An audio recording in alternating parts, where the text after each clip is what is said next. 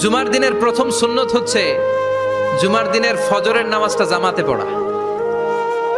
সবাই কয় খাইছে, হুজুরে ধরছে জায়গা মতো, আসল জায়গায়।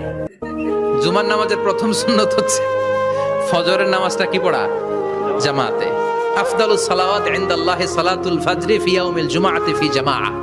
বিশ্বনবী বললেন জুমার নামাজের 15টা সুন্নত মুখস্থ রাখতে হবে। 1 নাম্বার সুন্নত ফজরের সালাত জামাতে পড়তে হবে। 2 নাম্বার সুন্নাহ হচ্ছে আসওয়াক, মেসওয়াক করা। মাতহারাতুন লিল ফাম মারদাতুন লির রাব। মেসওয়াক করলে দাঁত পরিষ্কার থাকে, আল্লাহ খুশি হয়ে যায়।